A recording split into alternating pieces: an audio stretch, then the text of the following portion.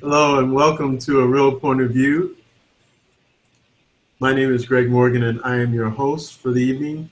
And joining me here on A Real Point of View is my co-host, the marvelous, the wonderful Miss Karen D. She is the movie maven, and we are film critics here on the internet, and hopefully we'll be able to entertain you as we go along in our journey in film. So today's subject, as you can hear from our introduction, is a family affair. So basically, it's a sense of family in film.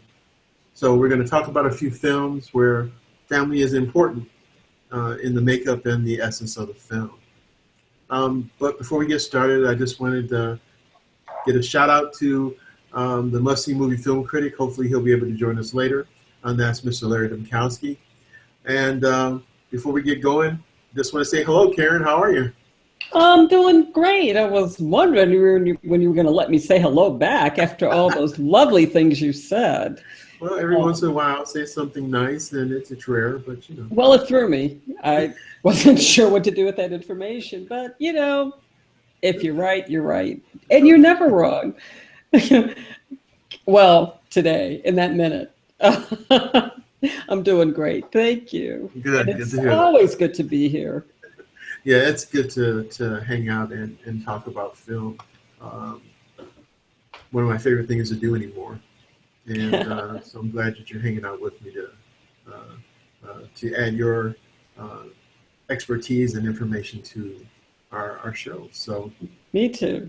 without further ado, let's get down to family and film. When I was thinking about doing this, off of your suggestion, I was trying to figure out what type of films would I get into. Now, obviously, family has to be an important aspect of the films that we're talking about. But I wanted to go from a different perspective, not what would be considered more a usual conversation about family. We hopefully have families, a lot of us out there. And for those who have lost their family, still have the memories and aspects of family in their hearts and in their minds. And of course, with Mother's Day being passed this past weekend, I got to hang out with a lot of our family, which did my soul 360. It was just a wonderful time to be with family and see people that you haven't seen in a while, have crazy conversations that you would never have if you weren't around each other. So I really enjoyed that. So I wish I'd been there. yeah, it would have been great to see you there. But I'm just telling you how I felt about it. And it was good seeing you and good seeing our other sister and our brother and in-laws. And it was just a cool time. It was. And I had a fabulous time. so with that being said, family is obviously pretty important, at least to most of us. And so when you were telling me about family and thinking, what we would be able to talk about in our next show, that was a cool segue off of having a good time with family. Yes, I So, agree. You are right.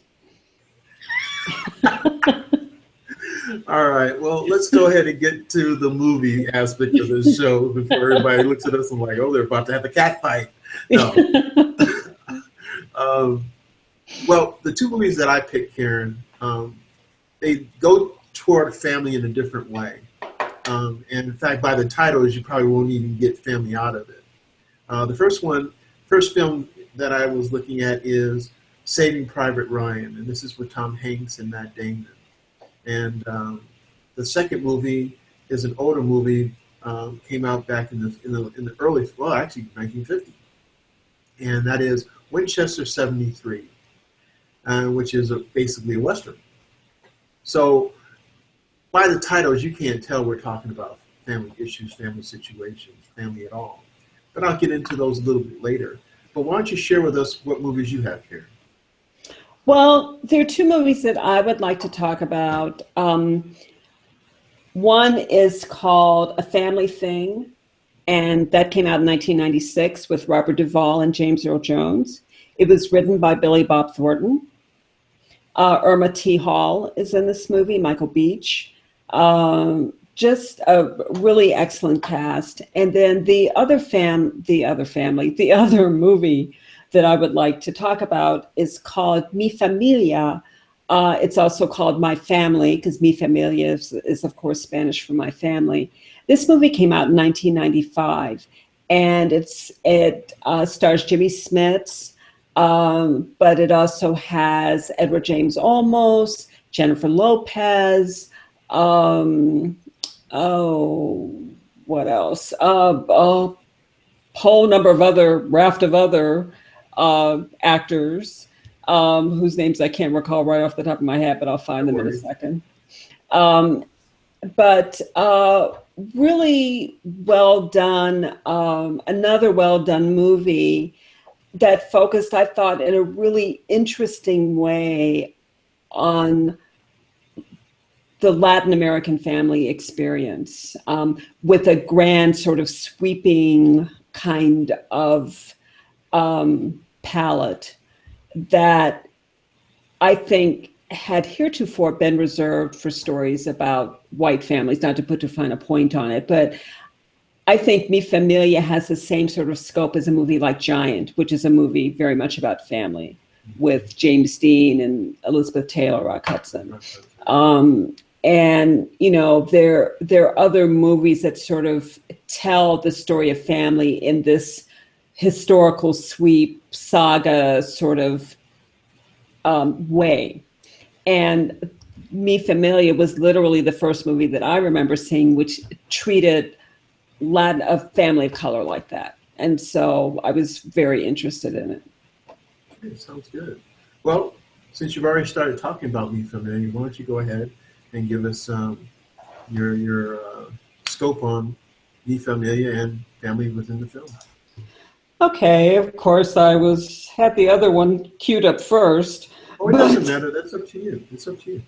Okay, well, let me talk about a family thing first, because I'm actually prepared to talk about that one first. Okay. Like I said, this movie came out in 1996, and it's about a man named Earl Pilcher, played by Robert Duvall. And Robert Duvall is just this good old boy living in Arkansas, doing whatever good old boys do. And he lives with his wife and kids and his parents, and his mother dies. And on her deathbed, she gives him information, which basically tells him that I ain't your mama. So I'm not your mother. Your mother's actually a black woman. And I raised you. She gave you to me because she died in childbirth, and I promised to raise you. So that's what I did, but I'm not your mama. However, your daddy is your daddy, because your daddy had sex with your mommy, and that's how you were born. So you're half black. And as it turns out, you have a brother in Chicago named Ray. You should go see him right away. So, okay, so Robert Duvall, Earl Pilcher, is shocked by this information, but he's also curious enough so that he sort of mumbles some excuse to his family and gets in this pickup truck and heads for Chi-Town, where he meets Ray, who's played by James Earl Jones. And this is, to me, this is where things get kind of interesting. And I think I read the critique that Roger Ebert did, which I thought a very sensitive critique. And he picked up on some nuances that I think a lot of other reviewers did not pick up on with regard to this movie. And one of the unwritten themes of this movie is that this sort of thing happens far more often than you might think. There are a lot of white people walking around here who think they're all white, and they're really half black or quarter black or 3/4 black, and they just don't know because the information's been hidden from them. And Earl Pilcher was raised in a white environment and raised as white, so how would he know he was half black? But the irony is that when he gets to Chicago and hunts Ray down, Ray's like, "Oh yeah, I know about you." that his side of the family had known about them all along. But guess what? He wants nothing to do with him because he blames Earl for the death of his mother, Willie Mae, who died in childbirth. So he blames him for that. And Ray also has a family of people. He's got his aunt, who's played by Irma T. Hall, and his son, who's sort of searching for himself, I guess, played by Michael Beach. And Michael Beach, in my opinion, very fine actor. Love him. I've always loved him. He can play evil really well, sinister, intimidating, and ne'er-do-well and down on his luck. He does all of that with equal aplomb. And, you know, he was wonderful in Waiting to Exhale, for example. But I digress. And Soul Food. And Soul Food, yes. Yes, I really liked him in that movie.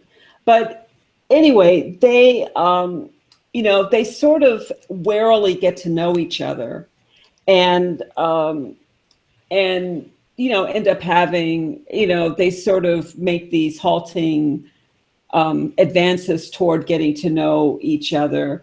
And different things happen, like this, you know, Michael Beach plays his son. He's like, what is this white man doing on the couch? That's when he first sees Earl Pilcher, and Ray's like, well, that's my war buddy from Korea. And, you know, and we just thought we would like hang out for a while. And Irma T. Hall's watching all this, and she's blind. She plays a blind woman.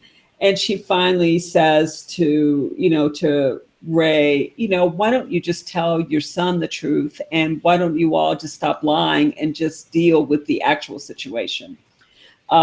So they finally do, and everything's going along fine until they get into a situation where Earl Pilcher says to James Earl Jones' character something like, you know, everything I ever knew, I didn't need to learn from some N-word like you, or something along those lines, and they get into a huge fight.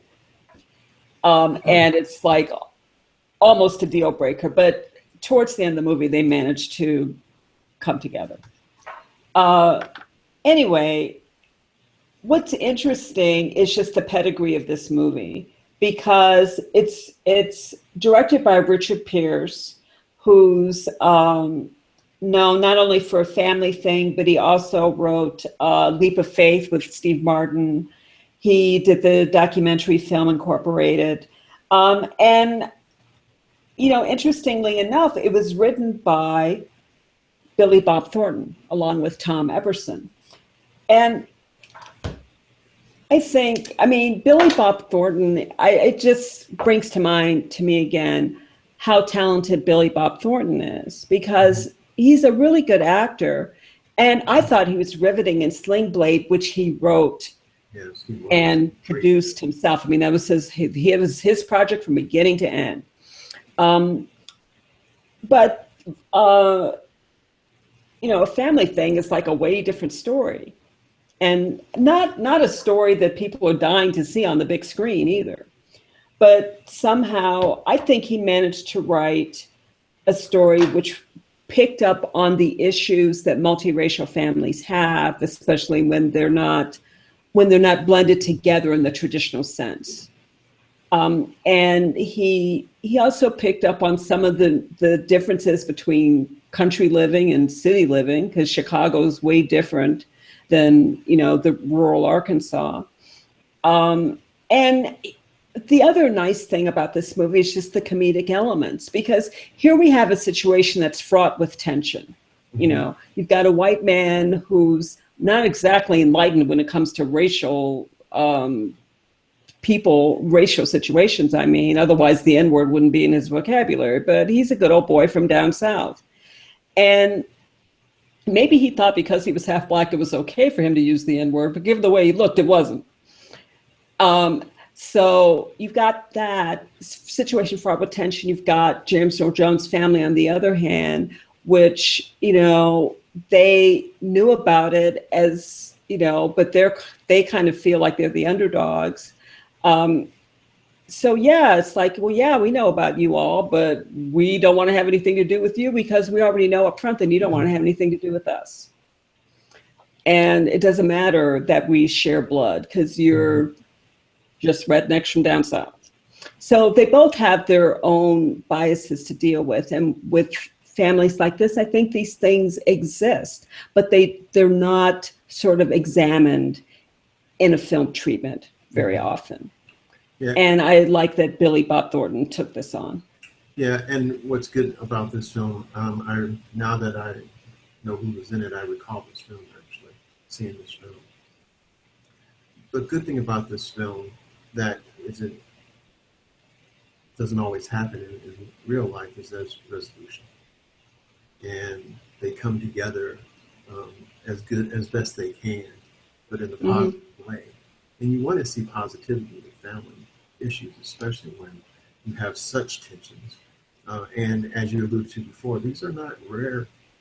I mean, these are rare things that happen, but they happen. Not as rare, I should say, as one might think.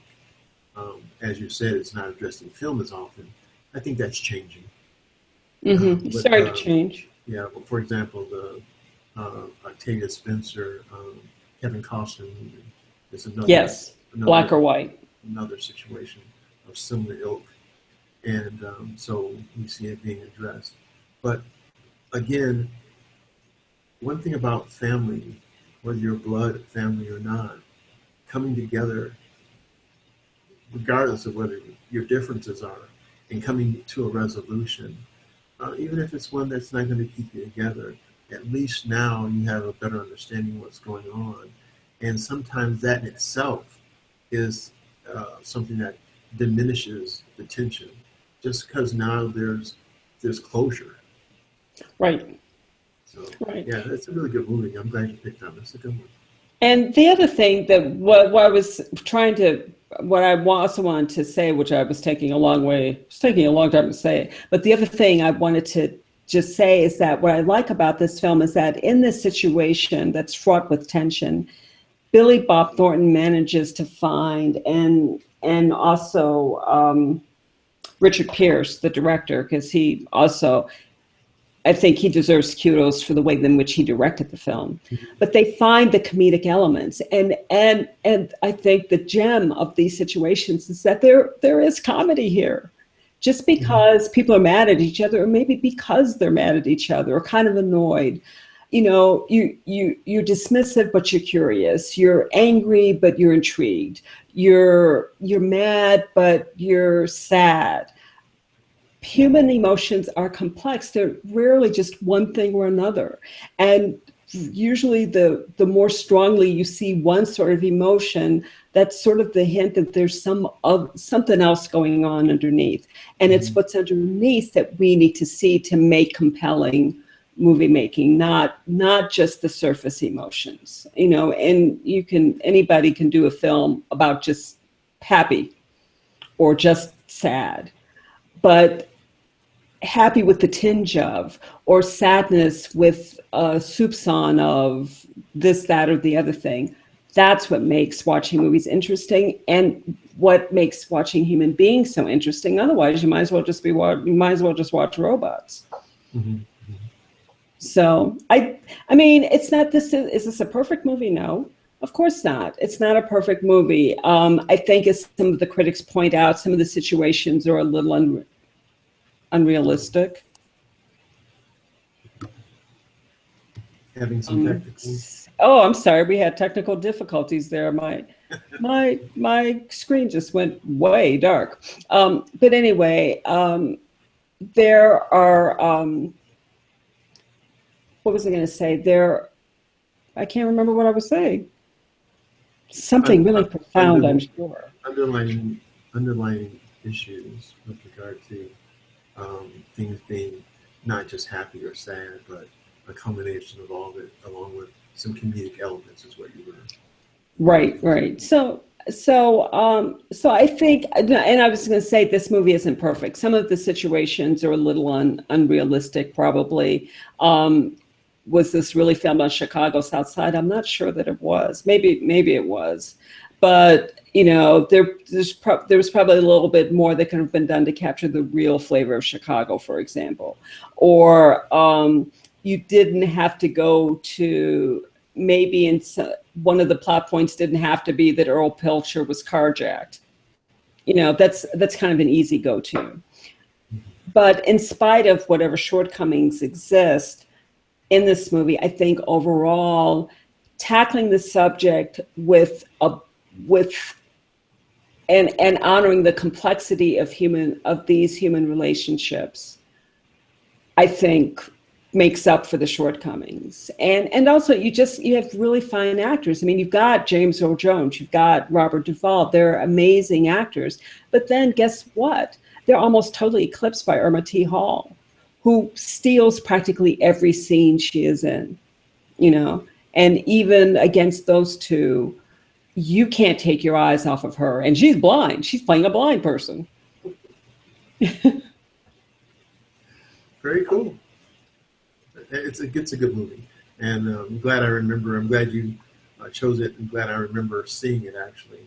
Mm-hmm. I think it took me a long time to watch it because it just didn't hit me as in the theater or even for rental. And then I just decided to rent it. I've always liked both actors. They're two of my favorite actors. So I thought, okay, let me try this tonight.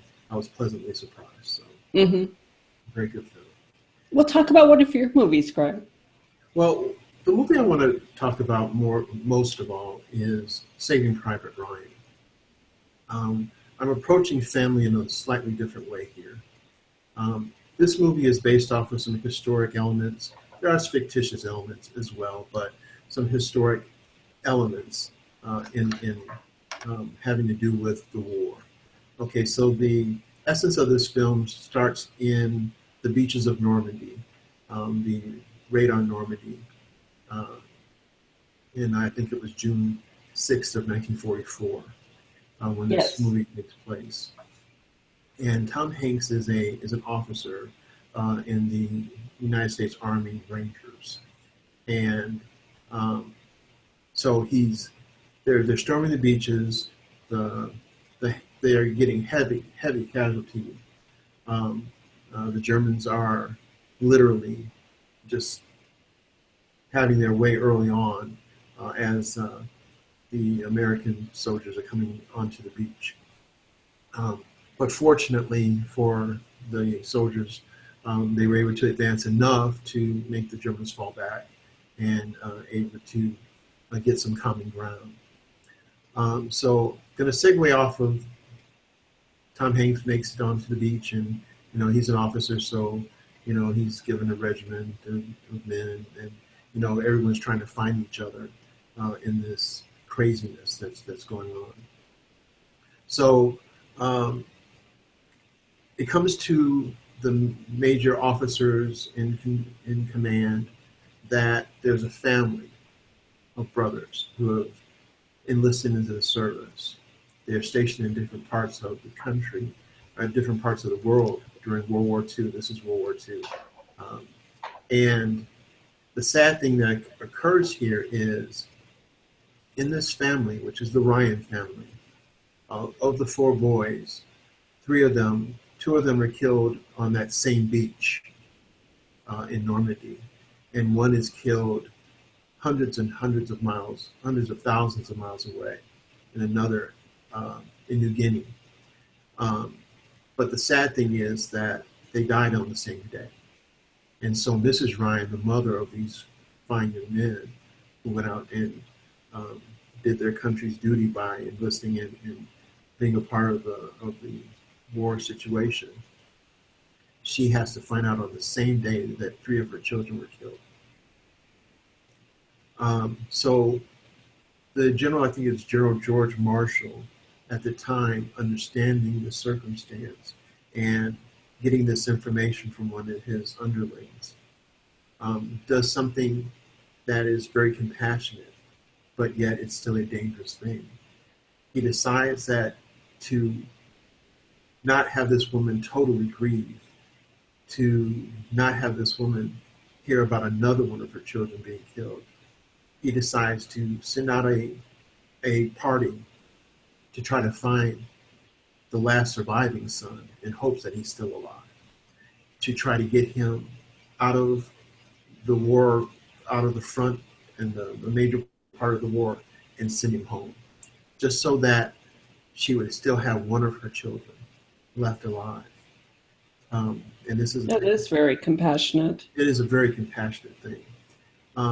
And another segue here, the General Marshall is looking back in also military history, something that had Abraham Lincoln showing compassion. But sadly, um, is I think it's called the Bixby Letter, where Abraham Lincoln writes this letter to Mrs. Bixby, who has 5 children in the Civil War, and all 5 of them were killed. So he's looking back thinking what a travesty that was, and to why to have, there's many things in history that repeat themselves, but this doesn't seem like one of those things that you would want, with the knowledge that you have, to repeat itself.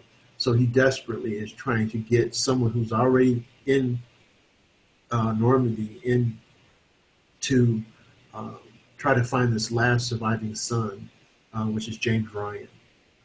So Tom Hanks gets the order, and then his commander puts him in charge of just that, trying to find Private Ryan, and that's, of course, the essence of the movie. This is a film that was directed by Steven Spielberg. Steven Spielberg actually won the Academy Award for this film. It had, I think, 11 nominations for Academy Award, and I think it won like 4 Academy Awards. So this is a very special movie. This is a very historic type film, showing a lot of the things that were happening, and the realism in this film is superb. And so going back to Tom Hanks, he gets a group of men, 8 in total, including himself, to go try to find young Ryan and get him home. So here we have an aspect of family in the travesty of war, where family leaves their homes to go fight for whatever the cause is, and to hope and pray that their loved ones will return. And in many cases, they do not. The travesty of war. And in this case, so many of the children are gone off to war. And what happens if they don't find him? This mother has to go through not just losing the 3 that she already lost, but losing another. It's devastating. It could be life ending for her. People have seemingly died of broken hearts. Not the lack of will to live, for the fact that a lot of their joy has been taken away, and alluding to or assuming that her sons were her joy. But, well, can I mention one thing here? Because with a movie like this, especially the opening scenes that were considered at the time some of the most realistic of the Normandy invasion ever. Because no film before Saving Private Ryan had shown in such realistic ways the carnage that occurred during the Normandy invasion. And even though we won the battle and won the war, there was a huge cost that particularly attached to that battle. Now, you want to, if you think about the Battle of Bulge and other sorts of major war efforts, but the Normandy invasion is, pretty amazing that we won at all. Yes, it was a heavy casualty. It was right, because of the heavy. Right, and I think that's where the cinematography comes into play.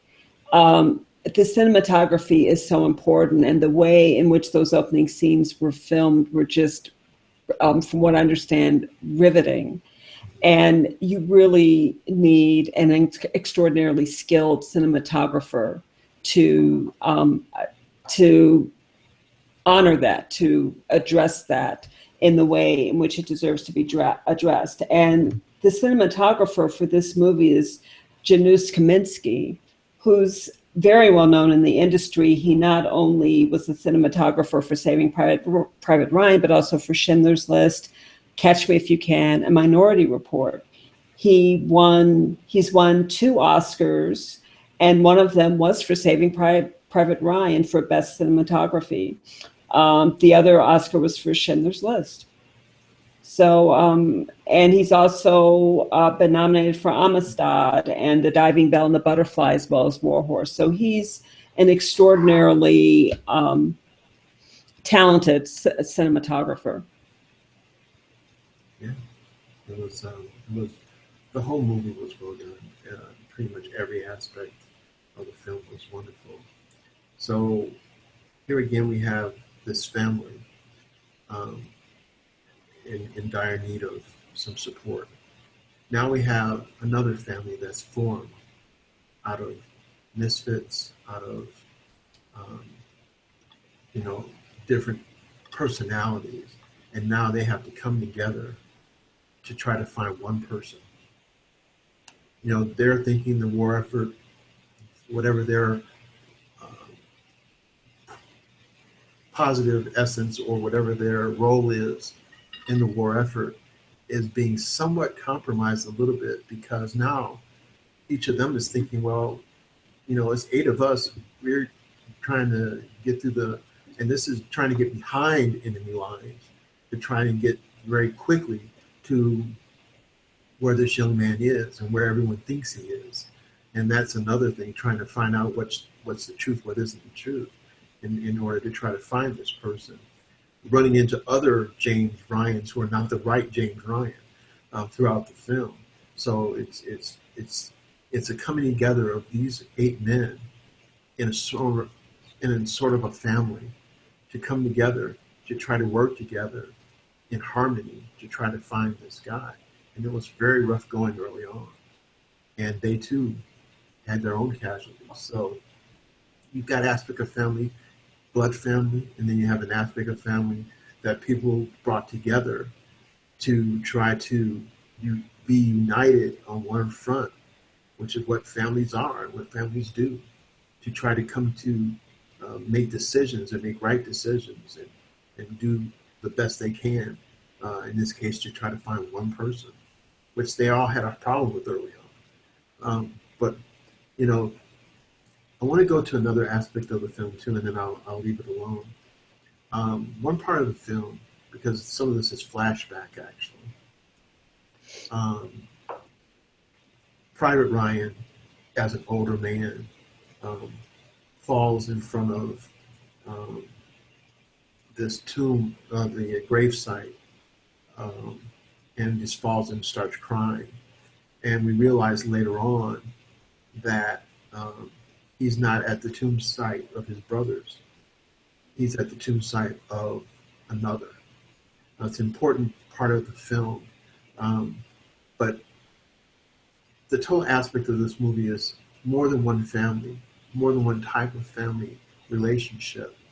And it's a relationship that gets Private Ryan found, and almost engulfing him like a family to protect him, which is what families do. I thought there were just so many different aspects of family in this film that I thought it would be a travesty not to mention it. So you've got to see, if you haven't seen it yet, take a moment in time to find this film and see it. It's really worth the effort. So what's another film that you've got, Karen?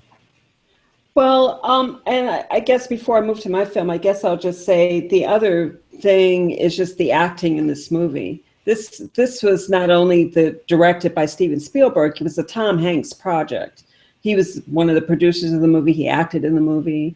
You have Ed Burns in this movie. Matt Damon plays Private Ryan, who was the subject of the saving of this movie. So the acting is also a really important element. And you know, Tom Sizemore, who, even though he personally imploded and pretty much killed his own career, before he went to prison, he was quite an amazing character actor, and really good in this movie.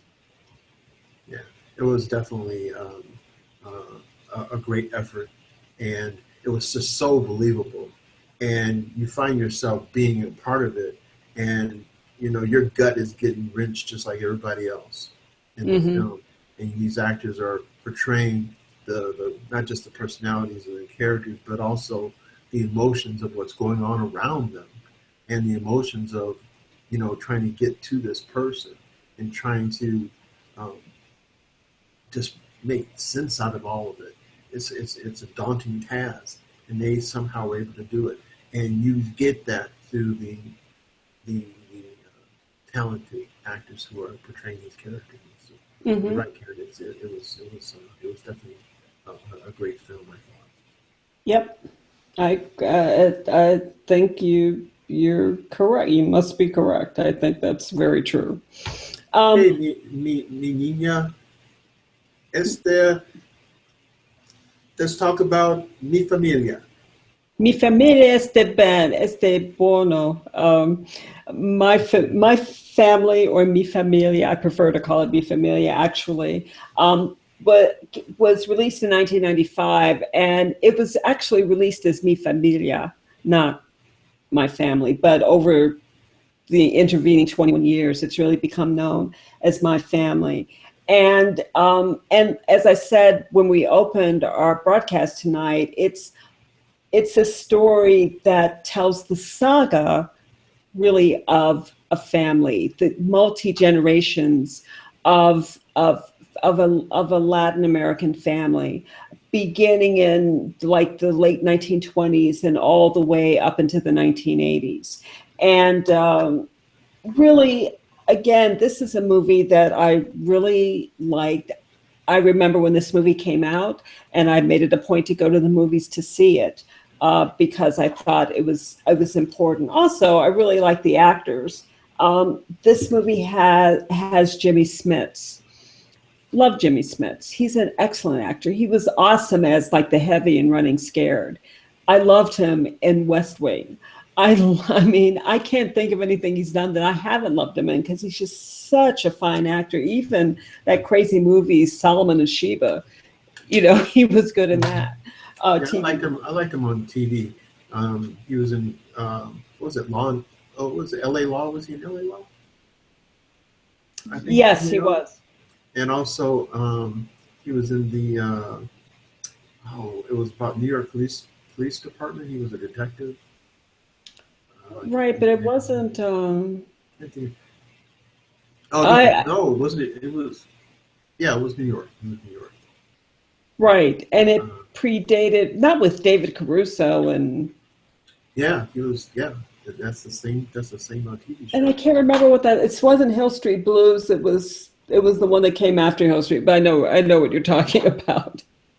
Yeah, you keep talking. I'll look it up. Okay, but other people who were in this, Esai Morales, before he torpedoed his career for being a wife beater.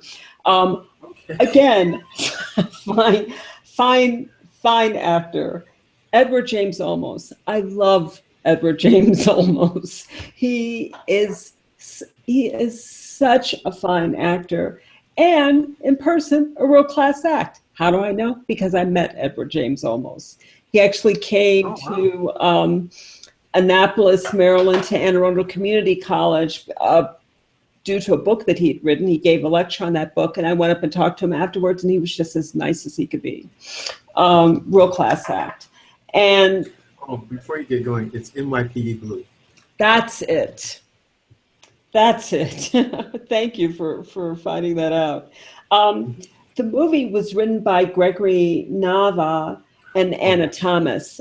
Husband, huh? Not me. You said Gregory. No, it's Nava. I know. It's Gregory Nava. I was just kidding. What you talking about, Willis?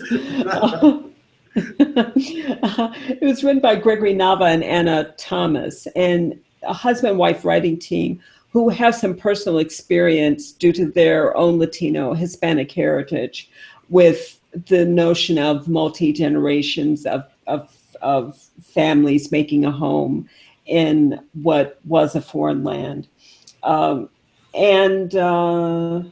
want to say, who was it directed by? And it was directed by Gregory Nava, as well as written by. But anyway, this movie has all of these different people, I mean, very wide-ranging, interesting people. Um, One member of the family wants to be a lawyer. One member of the family wants to be a writer. One family member falls victim to gang violence. Um, so there are all kinds of things going on. The story is told from the point of view of Paco, who is narrated by Edward James Olmos. He is the child who wanted to become a writer. So he's written a book, and he talks about his family and their struggles over all of these decades in his book. And he starts out with the first member of the family to come to America, who literally walked to Los Angeles from Mexico, thinking that it was just going to be a walk of like a couple of hours, only to find that it took a year. Because I think he was a little confused as to where Los Angeles was. And again, what I like about this movie is this, I mean, yes, on its face, we're talking about an epic family saga, so that in and of itself is a serious subject, one deserving of serious treatment. But of course, these are human beings, these different people who don't always follow the rules. So there are a lot of comedic elements that that this particular production team made sure to look out for or to bring to the fore. So one of the things that brings a smile to your face is that the patriarch of the family, when they actually began their part of their journey in Los Angeles, he has this tiny little house, and he has a sign on his house that says, this part is still Mexico, even though they're in California. Because he's just like, I'm just not going with the program here, folks. But they have, I mean, all kinds of things happen in this movie. People get married. Jennifer Lopez is married to, oh goodness, who do I want to say? Plot summary. I'm sorry, I just lost my place here. Jennifer Lopez marries the patriarch, the father of the patriarch who begins the line of the family that makes their home in the United States. And in one really riveting sequence, she is caught up in like an immigration raid with a newborn baby, and she is sent back to Mexico. And she struggles and finds her way back to America against all odds. So that, that's really something. One of the members of one of the children does become a lawyer. They have run-ins with the police. They have weddings. They have all kinds of things going on. They fight each other. They love each other. And I guess what I really like, as I said before, is, this is a family of color, and the epic treatment usually gets reserved for all white families in the world of cinema. In this, and I guess the other thing is that we also don't often see that many Latinos on screen all at one time. Unless there's some kind of war going on or something. And the war's in Mexico. So these people have different opinions. Some of them might even be voting Republican. Some of them might be voting Democrat. Some of them, think America's all that. Some's wondering about Mexico. I mean, there are all kinds of things going on here.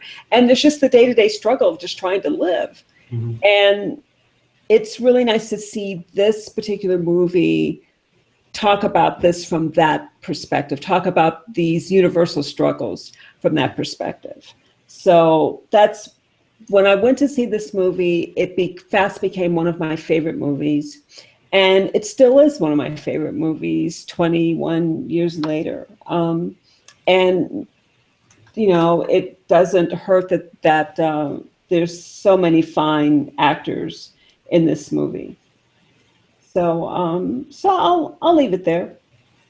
So I guess in a nutshell, this is not just family full of people. This is generations of different Yes. aspects of family and how they've been able to manage from the first relative coming over to the United States into the more modern, more trending cultural explosion of that particular family over time. That's Right. cool. It's cool because it's almost like you grow up in the film a little bit. You do. And it spans the 20s to the 80s, so that's almost 60 years of, you know, families. And I also I meant to mention Michael Lorenzo because he really became known in the business as a dancer, but he's done some fine work in as an actor in lots of different things over the years. We don't see him, we don't see that much of him anymore, but he was really awesome in this movie as well. Michael Lorenzo? Yep. Hmm, sounds familiar. Oh yeah, he's been in videos. He's like I said, he's really a dancer, I was trying to think of what, it seems to me he was on a TV show that I saw. and he's definitely been on. I'm sorry, it's Michael Di Lorenzo, not Michael Lorenzo. It's Michael Di Lorenzo. He's in his late 50s now, but You know what? he was New in New York York Undercover. Undercover. Right. I knew it sounded familiar. He was in Fame, and he was on New York Undercover. And he was also in A Few Good Men. Yes, he was. He's the catalyst of Few Good Men. That's right. Really good Yep. actor. Really good actor. I like him a lot. I Yes. love that TV show, New York Undercover. I guess I like a lot of those police type films, forensic type whodunits and all that kind of stuff. Has always been kind of cool to me. So, yeah, Right. very good actor. Very good actor. That's a really great combination of a lot of different actors who, you know, you really don't see them all together at all in Right. film. And to have such an all-star cast, that's great. That's great. True that. So tell us about your other film, Greg. Well, my other film, again, taking family in another direction. The film I have is a Western, and the name of the Western is Winchester 73. And the primary star in this film is Jimmy Stewart. Jimmy Stewart plays a man who is after another man who has done a horrific wrong. And so he's trying to bring this particular man to justice. And there's some really cool things that happen. This is another film where some historical things are brought into the film. About pretty close to the opening part of the movie.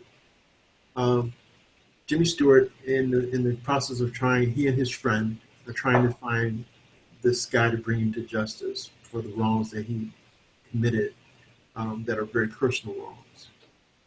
And the movie starts with this particular rifle. Now, this is back in the 1800s. U.S. Ulysses S. Grant is president, so this is after the Civil War. And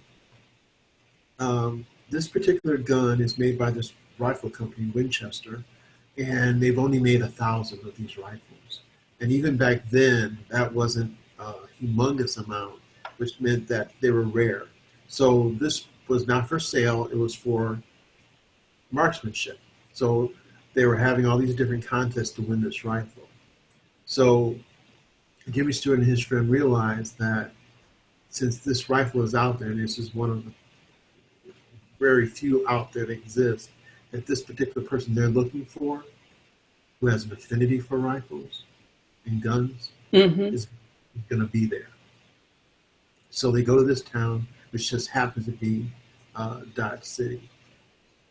And so while they're in town, so ruckus happens between a man and this woman, and the man is trying to force a woman onto the stagecoach.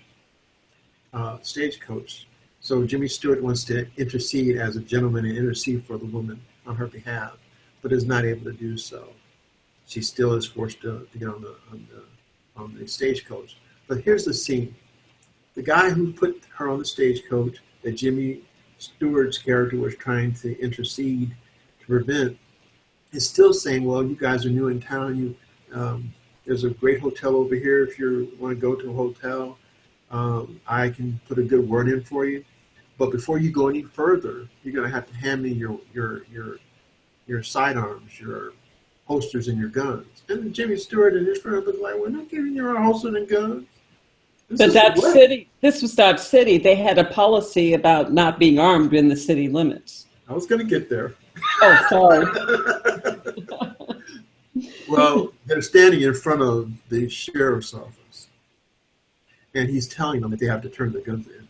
And they're going like with their hands up, almost like they're going to be, we're going to have to fight because we're not giving up our guns. And he goes, oh, I'm sorry. I forgot. You're asking me, like I got some crazy guy. And he's looking, he goes, I forgot. Oh, yeah, where did I put that? Oh, he brings out the badge. Oh, yeah, I'm the sheriff of the town, and my name's Wyatt Earp. And they look at him like, oh, yeah, take my gun. In fact, you can have all the guns. Here, take it. For those of you out there who don't know who Wyatt Earp is, check your history. This was one of the most prolific lawmen in history, and who was really, really disgustingly good with a gun. Yeah, and for real, this is and he's a real person. Now they've interjected a real person into this film, so they do that here and there because also another name that's thrown out there is Bat Masterson, another real person. Another real person. And these people were at the OK Corral later on in life. So, so they interject realism into this storyline. Well, the problem is that Jimmy Stewart has to find this guy. He knows that he's probably going to be in the tournament, and sure enough, he's right. And I won't get into the total aspect of everything that happens, but this contest fuels even more of a fire. But you're wondering where family comes into this. I was wondering. Well, here's the thing. I'm going to be a little bit of a spoiler, but it still doesn't take away from the true essence of the film. The reason why Jimmy Stewart and his friend are after this guy and his friends is because this guy did a personal wrong that I mentioned earlier. The personal wrong was he killed Jimmy Stewart's father. And so he's trying to get him to pay, whether it's through the law or through his own hands to try to get him to pay. But here's the kicker. When the contest is going on, they notice that these two guys' form and fashion and style is exactly the same when they're shooting these bullseyes. And so they realize that they must have been taught by the same guy. Well, yeah, they were taught by Jimmy Stewart's father, because the other guy is Jimmy Stewart's brother under another name. So family comes in here, not in a positive way. Family comes in here to avenge another family member because a family member did the heinous thing. So we have brothers here trying to go at each other, not just because of the one person being killed, but now also because of this Winchester 73. This is a wonderful film. It has a lot of action. It's a fast-moving film. Some cowboy movies have little lulls. This is not that movie. The chase is on. The chase is consistent throughout the film. And these guys find a way to just do terrible things to each other, whether they're in each other's presence or not. I mean, this is an amazing film. So this is where the family comes in. The father is killed by one of the brothers, and Jimmy Stewart is the younger brother who's trying to avenge his father by trying to get at his brother, his older brother, for doing a wrong to the family. And Once again, I mean, this movie was very well done, and fine actors in addition to James Stewart. Shelley Winters plays the love interest, Lola Manners. Dan Duryea, who has long been one of my favorite actors, I just love him. He No is one such. plays sniveling, just sneaky, underhanded the way Dan Duryea does. He does. And here's the other thing, and I don't mean to, and don't get mad at me about this one, Karen. I've seen him play attorneys, and he's really, really good You've seen at him play playing what? No. attorneys, an attorney at law. And how sneaky was he, No, it wasn't Greg? sneaky at all. He was a good guy. But He was? yeah, he was a Oh, good guy. But I'm surprised. the thing about it was that he had such a great deliverance of, what he was saying. He was so very convincing. I wish I could remember the movie. He was so very convincing. But yeah, he's played in this movie. He's a bad cowboy. Waco Johnny Dean. Yeah, and in other movies, he's been a bad criminal. Oh my He plays goodness. the criminal element really well, as you were saying. So He was disgusting in The Little Foxes with Betty Davis. Oh my goodness. Oh, but I couldn't take my eyes off him. I just love him. Um, he has such a presence. That's what it is. he really does. Yeah. Will Gere played Wyatt Earp, Yes, he did. I and love Will Rock Gear. and Rock Hudson was in this movie playing a smaller role as young Young Bull. Bull. And And Tony Curtis is in this movie too. That's right. There's a lot of people in here. at a time when he was known as Anthony Curtis. Right. So, Yeah. And that was so yeah, their movie first for lots both of them. lots of fine actors in this movie. So I just wanted to bring that up, and it was directed by Anthony Mann, who's a very well regarded director, and Robert Richards and Borden Chase were among the people who wrote the screenplay. Yeah, it's another film that's worth your watch. I've seen this movie 4 times, easy. And When did it come out, Greg? You said it came out in 1950. Right. It's in black and white, but don't let that detract from anything if you're a person who really likes color in film. There's such a wide range, and they're out in the range, on the range. But the landscape is wonderful to watch. This movie's 66 years old, and it sounds like it still withstands the test of time. Yeah, it looks like it's actually done in Arizona, from what I can see. But still, just a great film, and definitely worth watching. So, we've got a few minutes left, Karen. Did you want to mention any, like, a honorable mention film? My honorable mention was The Godfather. Ah, gee, why would you bring that up? That's not about family at all. Uh, um, my honorable mention is a movie that I actually haven't seen yet. I was hoping to see it, and I won't be able to before this broadcast is over, but I'm going to bring it up anyway. It's called Meet the Patels, and it came out in 2014, actually, and it's about this young man, Indian American heritage, young man who is caught between a rock and a hard place because he's at that age where he's supposed to get married, and his parents were part of an arranged marriage.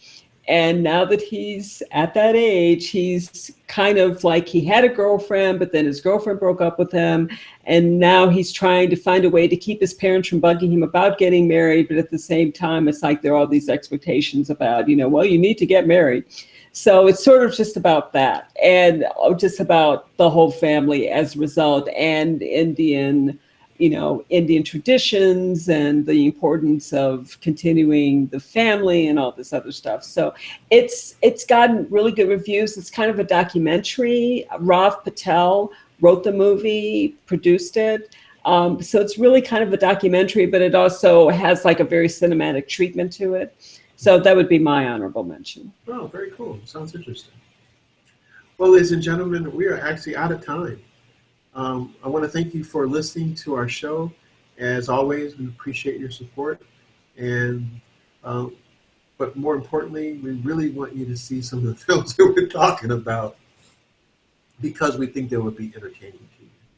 So from me here at A Real Point of View, I want to say thank you again for viewing. Check us out at our archive on YouTube under A Real Point of View. And check some of our archives back on Blog Talk Radio also for a lot of our radio reviews. Any parting words, Karen? I think you covered it, Greg. I would echo what you said. Go see some of these movies and find some movies that sort of mean family to you too. Yeah. And for all of us here at A Real Point of View, we want to say thank you again and have a good night, everybody. Peace.